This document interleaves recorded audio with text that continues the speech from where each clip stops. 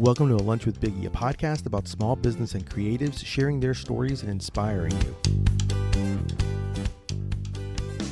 Today, my guest has curated a store that has a little bit of modern, a little bit of fun and unique gifts, stationery, jewelries, and so much more. It's basically, I would say, you be part of the good crowd if you're part of this. For everyone in between, please welcome the owner of the good crowd, Sarah Johnson Markvey. How's it going today, Sarah? It's great. Thanks for having me. Thank you. So before I start, obviously, first question, what's your go-to sandwich? Okay, so I've been thinking about this, and I'm afraid that my favorite sandwich is not actually a sandwich at all. Okay, yeah, let's find out. I know, but I have to tell people about it. Tell me. So it's the avocado toast from next door at Cafe Linger. Okay. If we cut it and put the two sides together, let's call it a sandwich. I'm fine with that. I actually created, because of that, I actually created my Biggie bread has a sticker, and I call it Spa Day Biggie, because he has avocado and cucumbers in his eyes as a sticker. But yes, avocado toast, like, I wouldn't call it a sandwich because it's open face and open face. But I will say that I do love avocado on toast and maybe some turkey and other things on it. So yeah, I'll take it. Okay, well, if you haven't tried Cafe Lingers, I mean, it's literally what I order every time I go there. Really? Like, I cannot live without it. There's chimichurri sauce. Oh, I like that. I'm just saying. I like it. I also like the fact that this it works out very well, because I want people to kind of give people a little bit of an idea, tell them your story about how you started the good crowd, but it makes total sense because the concept of your store is obviously, I would say one, my wife loves it. So every time my wife tells me she's coming here, I know she's going to spend money, and I'm perfectly fine with that because there's a lot of local businesses, but I also know that you kind of have other businesses as well. Like you curated this, and there's a reason for it. So I kind of want you to be able to tell a story about it a little bit. Okay. Let me start with kind of how we got started in the first place. And when I always say it's just me. People think my husband and I opened it. He is super supportive, don't get me wrong, but it is my shop. It's something that I have dreamed about forever and didn't really say it out loud for a long time. But when I was laid off from a corporate job years ago, my friends, we were having like a getaway, and they asked me, well, if you could do anything, what would you do? And I said, I'd want to open a gift shop. And I'd never said it out loud before. And so they were like, well, you should do it. I'm like, I don't know how to do that. But it was just always something in the back of my mind. I've worked in retail. I'm a graphic designer. So I have all of these like different pieces of me that it makes sense to go in this direction, retail. Over the years, I just kind of kept a notebook with me, and anytime I'd travel, I'd go into gift stores, and I would literally write down the names of vendors or makers that I'm like, someday. And I still have that notebook. I still travel with that notebook. I love it. And one of the jobs I was doing after I was laid off was a consulting job where it brought me to New York pretty often, and obviously that place is great for creativity. It's one of my favorite cities in the world. So I would go into shops there and continue to build a vendor list. And I'm like, okay, I'm going to do this. So I talked to my friend who he's a local business owner here, and he is the one who sort of helped me walk me through those steps. And if you want to know about that, you can ask. But he, again, being a mentor and just helping me do all of that. When I'll just kind of skip ahead, when we finally got to opening this space, I already had my list of vendors. Like I knew exactly who I wanted to order from. I knew the kind of products I wanted, and those would be something that's modern, something that you don't see in every shop. That's a huge thing for me. I don't want you to walk into really any other shop in Orlando and see exactly the same things. I want to, stand out and have you come in here and go, oh my gosh, I've never seen that before. And honestly, I hear that every day, which just makes me so happy. But in terms of the local makers, that kind of came organically with customers and makers coming in here saying, can I sell my stuff in here? Or obviously I had already had some local vendors before we opened, but that just grew really quickly. And it made me realize, holy smokes, there are a lot of local makers in Orlando, like more than I had ever imagined. So, and we have about 45 to 50 right now. That's just there's so many more. So we're going to continue to grow that.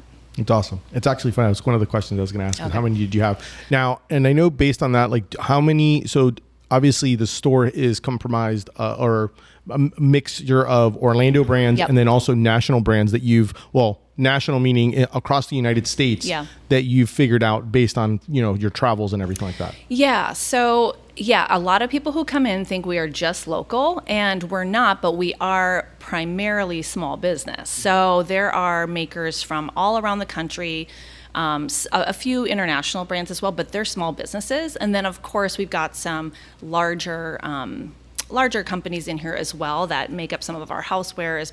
But again, all I care about is I have to love it. Yeah, of course. You know what I mean? So even if they're big, even if they're small, I have to love it. Correct. So just because you're local, you might not necessarily be in here because your aesthetic might not be ours. But if I see it and I can't stop thinking about it, it'll find its way in here. So tell me a little bit about the name Good Crowd. How did you come up with it? So we came up with lots of different names. I kind of crowdsource this with friends and family. I know a lot of creatives in my world, and so kind of came up with a bunch of names on our own, truly like 25 of them, and then just kind of kept narrowing it. But I knew it needed to feel good, like not Good Crowd, but needed to feel good, like positive. And then our thought behind the crowd is this table that we're sitting at is our community table. So we built, and I don't know if you know the story about our table, but we took, so our space used to be Alchemy Salon. There was I'm pointing, but you guys who are listening to this can't see me, but there was a wall right here, and this was their mixing station and their DJ booth actually, and we took that wall down, and these wood pieces are from that wall. So Nice. My dad and I built this table together, and this is our community table. So right now there's merchandise on it, but pre-COVID, we were doing a lot of workshops, events. That sign up there talks about it. So you can hang out here, do homework. We had a coloring station for kids. Obviously, that's changed just a little bit due to COVID, but we still do events and workshops here. So that part of the crowd, the community part, was really important to us, to invite makers into our space, to sell their stuff, but also to be here as a community. And that way everybody's part of the good crowd. No, that makes a lot of sense. And that was one of the things that I, because you also live in the area of College Park? Yeah, I live like 8 blocks away. Yeah, which is kind of one of the things that I thought was amazing is the fact that you literally are a community store that lives in the community. So you kind of had an idea of what was there and what was missing and what was needed. And so obviously it's like that's one of the nice elements of it is that you're super local, but at the same time, you obviously provide something different because I know people, and I'm going to go with the theory of, it's a gift shop in Orlando. Isn't like Orlando full of tourists? I know. And the number one thing I'll tell you though, is that we're not talking like, obviously, as she says, like she actually, looked at people that are small businesses doing interesting and unique products. They're not like, it's not like, hey, 2 for $12 t-shirt, and the towels of Mickey Mouse, which is obviously one of the great things about it. And one of the reasons why I love being able to talk to people who are very much into supporting local or especially Orlando or their cities, just because there's a totally different element that no one knows about when it comes to our great, like the City Beautiful and being able to do that. So I think it's awesome that you have a shop like this and that you've kind of curated this, and the fact that you have a table where you really kind of are like, hey, yeah, just come on over and hang out. And obviously, that's kind of the whole idea of it, which is amazing. I wanted to get an idea of, because you said sometimes vendors will come to you and stuff like that. Like, what advice would you give someone wanting to open something on their own, especially like maybe a brick and mortar type store? Like, is there anything, lessons learned that you're like, man, I wish someone would have told me this, or, I'm so, anything like that you recommend or advice that you would give? Yes, a couple of things actually is to, one, find a mentor like I did. So my friend Brad, and his wife Christina, they're good friends of ours, and they literally walked me through every step of the process, warned me for the hard parts. Like this stuff like permitting and things like that are just painful, but you just have to do it. And just to have somebody that will kind of guide you through that process, because it's not easy and it's complicated, and especially if you've never done it before. So I just didn't know what to expect. So certainly find somebody like that. The other thing is to go talk to other business owners. One of the most surprising parts of being a business owner is how supportive other business owners are and are willing to share advice with you. And like, especially my little street, oh my gosh, I have awesome neighbors. You know, they're popping in and we're chatting, but also the community of different gift shops around town. Like Cedar and Megan of Paper Goat Post put together a little group of us who will often share advice. You know, we'll be texting each other, hey, I need help on, how soon should I be ordering holiday? Or, do you guys have anybody that you couldn't hire but want to? Because I'm hiring. I mean, we just share that information and find somebody out there. And I think people are afraid to talk to other business owners because it feels like maybe competition or it's intrusive. No, in fact, people come in here and ask me, and I love that because I'm like, if I can share anything with you to help you and make that process a little easier, I'm happy to do it because people certainly did it for me. Yeah, no, that makes a lot of sense. Now, you obviously have brought up mentorship quite a bit, and I'm kind of curious on that. Is like, so obviously you were very fortunate because you knew someone to be a mentor. What's your advice for someone who, let's just say and I think we mentioned it, I don't have a mentor. I don't even know who I would go to for mentorship. So like, do you have any recommendation or what your thoughts would be on like, if you don't, like, what would be some possibilities or opportunities? You do know somebody. You just haven't thought about them in that way. Correct. So another person, Sarah Kimbar, so I met her in my son's elementary school. She was just another parent, and we knew each other as parents. But then when she heard that I was opening this, she said, "Hey, would you like some advice on marketing and strategy and things like that?" Yes, please. So she sat down with me for coffee and introduced me to some people who were very helpful. So I think you do know somebody. You just have to start talking. Don't keep it to yourself, and you'll be led to those people. I like that. That's definitely a good one. I think that's always the tough part is especially when you have an idea that maybe you kind of like, sometimes people don't want to share those ideas. They don't want to put it out there in the universe or kind of like out there. Makes it real. Yeah. And so especially like when you said it, that was very interesting when you said that you finally said it out loud, like, hey, I want to open a gift shop. It was kind of like, oh, like because you don't. So once you do that, like definitely keep rolling with that and kind of either letting people know, but also talking about it because you never know who in your network or in your good crowd is going to be able to help you with it. Exactly. Well, and after I said it, I actually, talked to my good friend from elementary school of all things. She lives in La Jolla, but we have like a daily text chain. We just talk about everything. She's the one who also held me accountable to that dream. She was like, I want to check in with you every 3 months and see what you've done to make this happen. She really did that. And had she not, maybe I'd be like, keep saying it, 2 years from now, oh, I want to open that shop. But she literally would be like, okay, check in, tell me what you've done. And it was scary because I'm like, oh my gosh, okay, I actually have to like put a plan in place. Yeah. But here we are.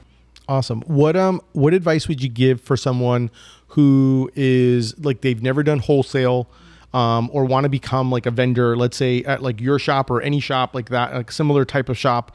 Do you have any advice, things that maybe you hate when you're like, wow, like you should have at least this, like, some advice or tips that you can give someone that would want to be able to come hopefully be a vendor here? Yeah. The number one thing is having a line sheet. So we get weekly we get people in here, which I love it. I love it that they come either in person or send an email and say, I have something I want to sell at your shop. In fact, that's one of the little drop downs on our contact form on the website is I want to sell something at your cute shop. And I get that a lot, but then I'll turn around and say, okay, what's your line sheet? I need to know your pricing and your minimums, and they don't have it. So they're not quite ready. So get that together so we know what all of those details are, because I don't feel super comfortable ordering from somebody who doesn't quite have that ready, because I feel like, okay, so are they going to be able to fulfill what I want to order? So as professional as you can make that, it doesn't have to be fancy, like literally a sheet of paper that just has your pricing. And it's that simple. And then the other thing I would say, and most makers are really good about it, is not everything is going to be a good fit for every store. I am crazy picky about, when you look around the store, you'll see a theme of style and products. I don't have anything that looks super handmade in here. It might be a small maker who made it, but it doesn't look super handmade. And that's just the aesthetic that I want to have in my store, but the store, 2 blocks from here, your product might be perfect for them. Yeah. So just keep asking, keep knocking on doors. Yeah, that's definitely good advice. What about you being a graphic designer and the idea of the aesthetics? How important would you say is good branding and packaging? It's like the most important. No, it's not the most important. Obviously, the product has to stand on their own too. But it is, for me as a graphic designer, it is hugely important because that's what's going to get you noticed on a shelf. So if your packaging looks like everybody else's, it's going to be passed by. But it also has to be true to your brand, like that person's brand, that company's brand. So just because, like I said before, just because it's not right for me doesn't mean it's not right for another store. But I love good branding, as you know. Yeah. I've mentioned your branding a number of times this morning. Yeah, no, and I appreciate that, and it is very important. I think it's very you got to lean in on your brand and figure out ways or niches of how you can provide that taste of your brand to someone when they initially see it and give you some idea on it. So yeah. And when people say brand, they get nervous about the graphics or the words, and it's really about the personality of it. It's not just about what that logo is or whatever. It's really the personality. Yeah. What tell me a little bit about your motto, because I know it's be good, do good, feel good. Mm-hmm. Tell me a little bit about that. So the do good part of it would be a lot of the makers that we have in our shop give back to different organizations, some local, some otherwise. So I really love that when I find a brand that does that. So we like to support that. So you may have seen the table when you came in. We partnered with the One Pulse Foundation for the 5-year memorial. And we partner with them to sell their merchandise on their behalf. And obviously those proceeds go back to them. So we love doing stuff like that. We have lots of other makers in our shop that do that.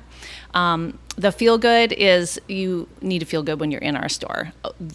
What I will tell a new customer, they'll be like, oh my gosh, I've never been in here before. I'm like, slow down, just look around. You're going to have to take a couple laps because it takes a lot, it takes time to get through it all.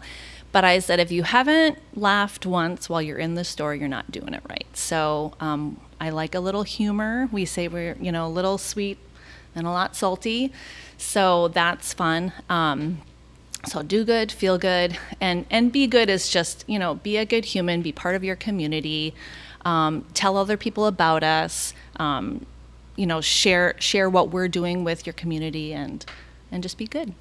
Yeah, I will definitely say that this is one of those stores where if you don't, especially if you're going with someone else, if you don't at least once go, hey, look at this. Did you see this? I love that. How funny is this? And or you grab something and you run over, because usually when we've come in, it's like the 3 of us. So it'll be my daughter and my wife, and the 3 of us will just roam around. We're walking around, and it's obviously not, you're not screaming. So you obviously want to, because it's not a huge store, but it's a good sized store, and so therefore you don't want to scream across the room. So you're like, you grab it and you walk over, like, hey, did you see this? And they're like, oh yeah, I saw that last time. And usually Kristen, that's usually what she tells me when I see it. So, but yeah, it's definitely very important. So I think it's great. I know we have a few minutes left before my lunch break. Do you have any questions for me by any chance? Well, yes, I asked you some of them before we started recording, but what made you start the podcast would be my first question. That's a good question. I did it because I meet so many small businesses, and to be honest, I love getting information from them, but I also want people to I'm a huge advocate for small businesses. And so since when you do so many events and you meet so many people, there's so many amazing stories of what they do. And so I really wanted to do it to inspire people. I think, I sometimes tell people that the podcast is not just for small business. It's really for anything that you're passionate about or have a love for. And, I'm very, to me, it's basically kind of almost like therapy for me, because a lot of the people that I talk to are doing this full time, you know, and I'm not. So to me, it's like hearing their story kind of, it's very motivating to hear someone take that, put that risk and not have that harness and actually do it. And so I thought it'd be a great little way. And in many ways, it's kind of like another branch of my brand in the sense of I'm a huge advocate of small business, and I thought it'd be a fun way to be able to kind of introduce people to others that maybe they never knew about, and it's just something fun, It's like a creative outlet that I just kind of thought would be good. It's also easier probably than doing video to edit, because video it's an animal, and it's a lot easier for me to be able to actually pursue and do this. So I thought it kind of made sense. I wanted something I could do consistently as well. I love it. And there's people like you who support small business it's great. And this is one thing I love about Orlando, that it was unexpected, right? It's like you keep meeting all these people who are doing amazing things for the community. And when people ask me, I'm originally from Minneapolis, so when people ask me, what's Orlando like? I'm like, it's not what you think. It's not what you think. It's so much more. Yeah. And when I love to see what we're creating. And then it's great to be part of something like this, just because Orlando is so new and so expressive that I think it's a great avenue to be able to do. So I'm super excited to be part of that, and just to be able to see the creativity that's happening in our city. It truly is amazing.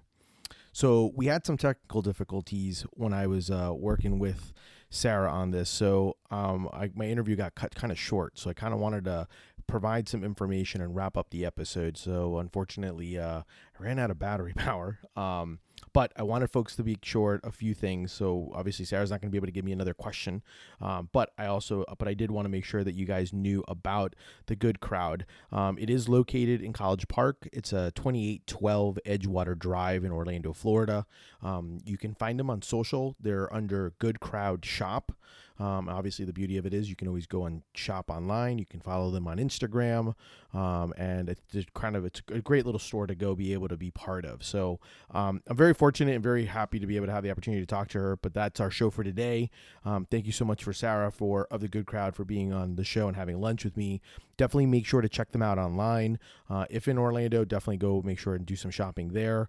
You'll actually see some of our previous guests actually at the store as well as vendors or part of the stuff that you can buy. So it's kind of great to see all of that kind of synergy when it comes to that.